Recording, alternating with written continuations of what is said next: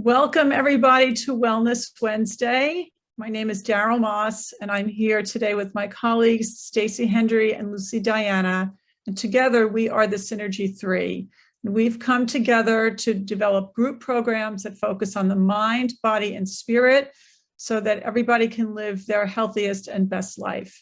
And we've been doing these Wellness Wednesday webinars for a while, and we love having you join us either live or listening to the recording to talk about different health topics. So today's topic is the scoop on poop, and I apologize in advance for the potty language, but this is a big topic for so many of us. So a recent survey has shown that constipation is so prevalent here that billions of dollars are spent every year on medical care and over-the-counter laxatives. And that's not even taking account to a lot of people who have diarrhea. But another study showed that 40% of the population basically has either constipation or diarrhea. That is a lot of people. That's 4 out of every 10 people. And not moving your bowels at least once a day is not a healthy thing. So I've learned when I ask my private clients if they're regular means different things to different people. People sometimes think if they poop once every 3 days, that's regular, when in fact, we need to be pooping every single day. So why are digestive issues such a problem? Number one, constipation causes a strain on the colon and the rectum, and it can lead to other issues. It can cause hemorrhoids. It could cause people to become more toxic because the body is naturally detoxifying all the time. And if you're not excreting the toxins, they can get reabsorbed. You can have cramping, you can have bloating, you can have bloody diarrhea. Diarrhea causes dehydration, and because of the fast transit time, your body doesn't have the opportunity to absorb all the nutrients from the food that you're eating. Digestive issues can absolutely be indicative of an underlying condition, and they're just plain uncomfortable. So what we're talking today really is about chronic digestive issues, not something that happens once in a while, but something that's going on like almost every day. So this is a stool test, hate to be graphic, and it runs from type 1, which is like little rabbit pebbles, to the bottom, type 7, which is very watery, no form at all. Ideally, we want to be in the sweet spot, which would be type 3 or type 4. And you want your stool to sink to the bottom of the toilet bowl. If it's floating on the top, that's another indication that something's going on with you. Our bodies, as I say to everybody with whom I work, our bodies talk to us. They just don't speak English or whatever our native language is. They talk to us through symptoms, through how we feel. And if your poop every single day is watery, or your poop every single day is so hard that it comes out in little pebbles, your body's saying to you, this is a red flag, please address this, something's going on. So there are lots of different reasons why our bowel habits can change. So if you have normal bowel movements every day and all of a sudden you don't, these are the main reasons, but there could be all sorts of reasons. Dietary change, travel. I mean, how many of us get constipated when we go away? Changes in our exercise routines, changes in hydration. Sometimes it's a combination of all of these. We get dehydrated on the plane. But these are the main ones that most people have as an immediate change. But certainly underlying health conditions can cause big changes in your bowel habits. So when we're constipated, a lot of people, especially in this country, have poor diet as a cause. So many Americans eat the standard American diet, which is high in junk foods, highly processed foods, and not enough fiber. A lot of people who are constipated are not getting enough exercise, and getting moving can get things moving, inside your body. So digestive diseases can certainly cause constipation. Certain medications can definitely cause constipation. Not taking advantage of the urge So when you feel you have to go, you need to find a bathroom and sit down and go and move your bowels. Holding it in can lead to the stool getting compacted, and that can lead to constipation as well. Excuse me. And as I drink my water, dehydration can certainly lead to constipation because we need water to help form the stool, and I'll mention that again in a few minutes, and have it able to be passed. And now that it's summer and we're spending more time outside, we're losing more water as we perspire. We really need to rehydrate all the time. And food sensitivities, excuse me, can also cause constipation. And many of these can also cause diarrhea. So again, medications, food sensitivities, inflammatory bowel diseases like Crohn's and colitis can cause major league bloody and very painful diarrhea, overuse of laxatives, food poisoning, parasites, viruses, and then certainly people could have underlying conditions as well that could cause either constipation or diarrhea. And some people go back and forth between one or the other. And again, that's not what we're looking for. We're looking for pretty consistent bowel movements every day. So what can we do for constipation? So I just want to say the reason we're focusing a little bit more on constipation today than diarrhea is that most, I would say, excuse me, of the people that I work with, constipation tends to be a more common concern than diarrhea does. So we want to add fiber to our diets if your body can handle it. And again, everything I'm talking about today is general information. It's not tied to anybody's individual health concerns.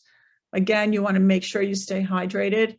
Hot liquids can work wonders for people. So number one, I start my day every day with a glass of lemon water because lemon also can help get things moving, and it's full of vitamin C and lots of other good things. But hot water, plain or with lemon, hot tea, coffee for a lot of people is the big stimulant. If you're a coffee drinker, make sure you're making coffee from organic beans. Getting enough exercise, especially cardio exercise, is very important if your body can handle it. If you're not getting any exercise and you want to start, then you might want to speak to your healthcare provider on the best form of exercise for you.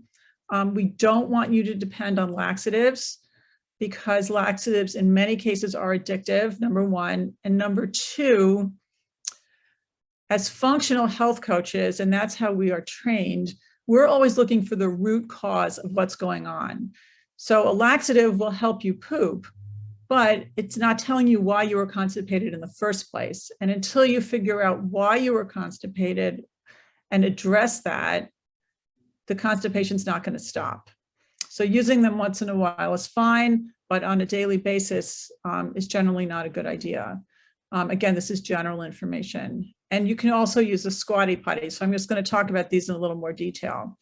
So there are two kinds of fiber, soluble fiber and insoluble fiber.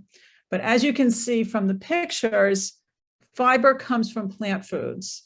And if you've listened to any of our other webinars, you know we're really big on eating lots of different colors every day and a big variety of fruits and vegetables every day. And if you eat grains, eating whole grains. So there are two different kinds of fiber, as I said, soluble and insoluble. So these are some examples of each one. So soluble fiber dissolves in water, and it helps form sort of a gel inside of your digestive tract, and it promotes digestion. Insoluble fiber does not dissolve in water, but it attracts water to your stool and it makes your stool softer and easier to pass. So we do need to eat both kinds, soluble and insoluble fiber, in our daily diets by eating a wide variety of foods. Some people don't eat grains, which is another issue, but you can certainly get insoluble fiber from other plants, from vegetables. Just because whole wheat bread is on the insoluble list, if you're gluten-free, doesn't mean you should be eating whole wheat bread. So these are just a few examples of the two different kinds of fiber. They're all both really helpful in lowering your blood sugar and insulin resistance. So another reason to eat your fruits and vegetables. So again, getting exercise is really important. Cardio exercise is especially helpful for getting your bowels moving, but other kinds of exercise are also important for your overall health, like weight-bearing exercise and more meditative forms like yoga and Pilates. Again, we want you to stay hydrated. So as I mentioned, I start my day with a glass of lemon water. For people who don't like plain water, this is just an example of ways you can flavor your own water. And coffee, just to go back to that for a second, is not really hydrating. It's just stimulating your bowels. But coffee is actually a diuretic. So it doesn't really count towards your daily ounces. But we're always the three of us are always recommending people aim for half of their body weight in ounces, and not a lot of people are actually drinking that much water in the general population. So if you're not, you want to slowly ramp up to get more water into your day. This is a picture of the squatty potty.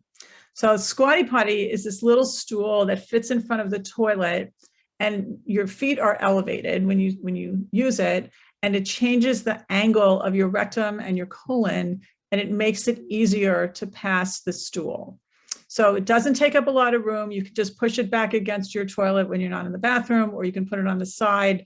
And a lot of people find this really helpful. I just want to go back to show you. Again, we don't want people, I just want to highlight this one more time, not to depend on laxatives. Okay. So if you're doing all of that and you're still not moving your bowels every day, these are general options. These are not all appropriate for everybody. But psyllium husks can be very helpful in forming stool, and they work both for people who have constipation and diarrhea. Magnesium, which is a mineral that most people are low in, comes in different forms. The citrate form is actually helpful for constipation. But if you have kidney problems, you might not want to be taking magnesium. So again, you need to speak to a healthcare provider or work with a health coach to find out what works for you. Probiotics can also be really helpful, but there are lots of different probiotics out there. So it's important to understand your body and what works best for you, and if it's even appropriate at this time to use them. Same thing with digestive enzymes. They can also really help, but there are different enzymes out there, and our bodies all need different things. Senna is an herb. It comes in teas. Smooth Move is a terrific option, but you only want to use that on a very rare occasion because, again, it's addictive. So if you're really constipated, you do need to get the stool out of your body so it doesn't make things worse and get compacted. But again, I hate to repeat myself, but this is so important. You don't want to use them every day. And again, always don't rush. If most people tend to move their bowels in the morning, and if that's your schedule, leave time to use your bathroom, especially if you're not going to want to go in the office or wherever your next activity is. And again, if you have diarrhea, psyllium can also help. If diarrhea doesn't go away in a couple of days, you really need to go see your doctor, because if you have a virus, if you've had food poisoning, if you might need to do a comprehensive stool test to find out what's going on with you, but it's really important that get addressed. So this is our contact information. We are currently in the final couple of weeks of our second Slim Possible weight loss program. Our participants are doing incredibly well. They're really happy. Our next Slim Possible weight loss program is not starting until September, but if you're interested, you can certainly contact us about information regarding that now. We also run a whole food-based cleanse and wellness program every January, which is the food part of that is an elimination diet, and that can help figure out some food sensitivities. So if you're interested in that program and you don't want to wait until January, you can certainly do that privately with us now. I have people doing it with me actually right at this moment. And you might want to also, if something's going on and you want more targeted help, feel free to reach out to one of us, because that's what we do as health coaches. We work with people to help them live their healthiest and best life and find the root cause of whatever is going on with them. And there are functional tests that can be done to help identify food sensitivities, to figure out what's going on in your digestive tract. People might have underlying conditions, such as a thyroid condition, that could certainly impact how fast or how slowly their bowels are moving. So with that, I'm going to stop the share. Stacy and Lucy, I'm sure there are plenty of things that you guys might want to add to this, and then we can open it up for questions. Because I just happen to have move here. The prop, yay! Yeah, this is what it looks like. You know, it has senna in it, which your body will become addicted to. So you don't want to do it too often, but in an emergency situation, it's a great option. Absolutely. And I just wanted to add to that, even if you need to do it for a few days or a week, that's okay. And we don't want to scare you. It's more important while you're finding out what the root cause is that you do get your colon clean for many, many reasons. So I wanted to add that. And I also want to say that nutrient deficiencies are an issue with constipation. So, but if your digestive system isn't functioning properly and you're not able to absorb what you're eating, so there's a big probability that that is a key problem. So that's important to find out. And I'm speaking from personal experience because I am a nutritional counselor that just doesn't like to take her vitamins. And I have an underlying autoimmune issue. But when I take my supplements, which I need to fill in the gaps for whatever I'm not able to get from my food, it's amazing how I eliminate easily. So I just wanted to add that in. Very important. So I think we can open it now for questions. If you just, if you go to reactions, there's a raise hand button, and then we can unmute you, or you can just wave and we'll call on you one at a time. Roberta, 1 second. Okay. Just unmute yourself and.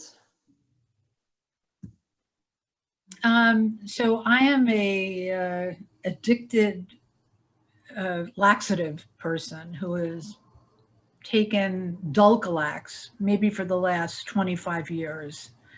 So for people who are addicted, and and I've discussed this with my gastroenterologist, he's supportive of whatever it takes, and if it's Dulcolax, then go for it. And so I don't know, what the pathway out of this addiction would be based on, some of what you're pointing out under, more normative conditions where it's an episodic constipation. I understand all of these invaluable interventions, but for someone who's been so dependent on laxatives, for so many years, can one really, sort of transform their bowel habits, through more, holistic, treatment plan that you're putting out.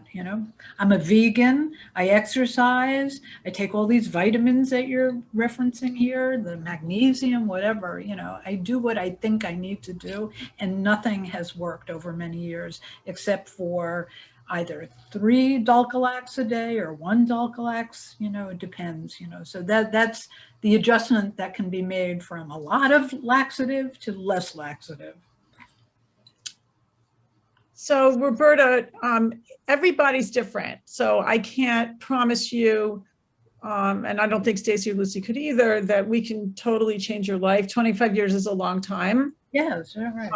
But there are tests you can do to find out what's going on inside of your digestive tract, and you might have some dysbiosis. You might have an not clinically, not autoimmune disease, but a sluggish thyroid, which is very common especially in women in this country, an undiagnosed sluggish thyroid, and that can be tested for. And there could be nutrient deficiencies that are causing the sluggish thyroid, and the sluggish thyroid is going to make you constipated. So there's a variety of things that can be looked at. And there's testing that can be done. And I don't want to get into your personal situation deeper than that, because that's not appropriate in a public forum. Right. But there are things that can be addressed. Okay. So Roberta, we all offer a discovery session, a complimentary discovery session that you can speak with whoever you know here, and we could see how we can help you and make some recommendations or give you some options. All right. Good. Thank you. Mona asked,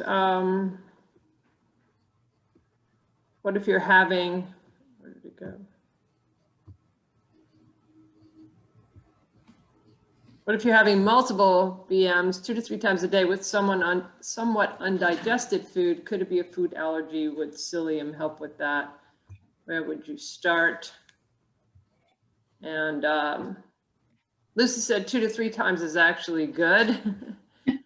Right, when I'm saying once a day, that's a minimum. Yeah. Undigested food is pointing to digestive tract imbalances. Better digestion is the key. We don't really know if psyllium husk would be the answer, but also a consultation may be a good idea for you too, Mona. Everybody is different, so it's a little bit of a personal situation to figure out what's going on for each person. Even though you're eating the most healthy food, sometimes it's not healthy for you per se. So that's a detective issue to figure that out. And we can the 3 of us can help with that. Stacy, I just want to add, digestion starts in the mouth, and this may sound silly, but the first step we need to take to improve what's happening in our gut is to make sure we chew our food carefully. There's a lot of digestive imbalances that have been healed just by taking that step. Yeah. I just want to add a little bit to that. So there are different reasons why actually recognizable little pieces of food are in the stool. So one is you're not chewing your food and you're swallowing stuff whole, because each part of the body has a job to do. And it's not, once the food leaves your mouth, it's nothing else's job to chew food, right? Your teeth are in your mouth. And sometimes you literally can't digest the food. Like corn is something like that, where corn is often seen in the stool. I see people shaking their heads with that. So. That's not a bad thing. I mean, corn is fibrous. It helps. No. I'm just saying it depends. Like corn you might see, but if you're seeing hamburger in your stool, that's a different issue. Yeah. I just wanted to add too, one of the biggest problems, because we know that a lot of people are taking antacids and proton pump inhibitors because too much acid in the stomach, and we're not going to get into all the science right now, but actually low stomach acid could be a really key problem when it comes to undigested food in the stool. And as we get older, we make less of it. So I think we'll have a webinar on low stomach acid. What do you say, girls? There's a lot that we. Definitely a common problem. Yeah. Jean's raising her hand. Yeah, I just unmute Jean, and you can ask your question.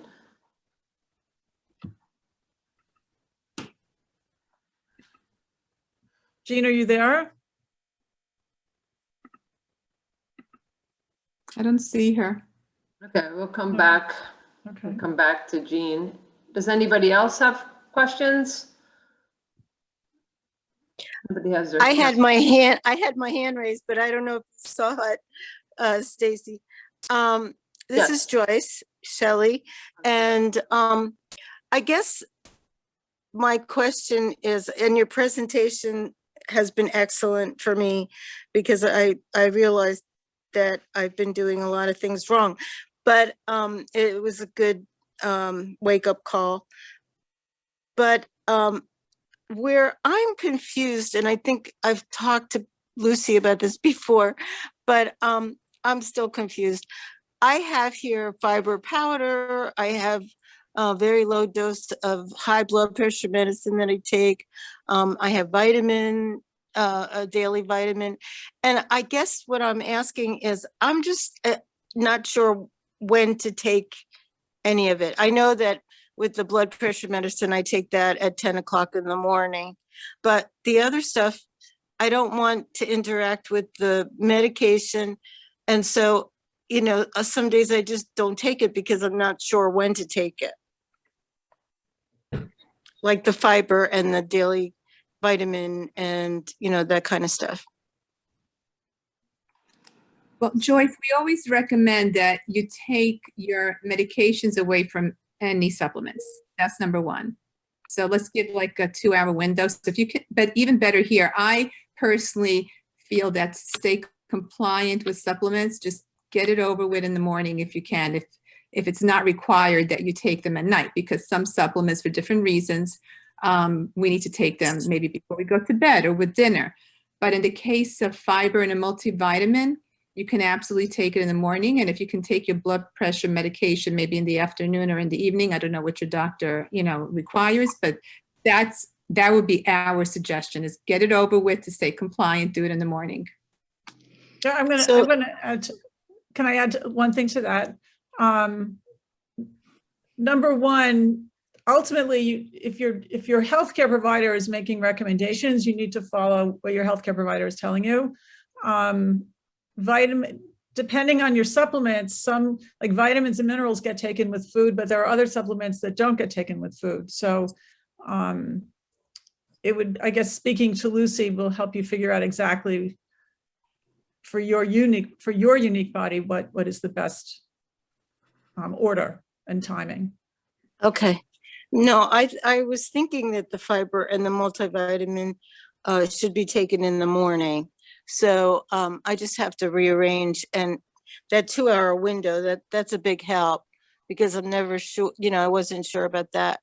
But so I'll try to start doing that on a regular basis. I think like what I'm hearing from all of you is that to be regular, you have to sort of be regular with your water and your eating and your exercise.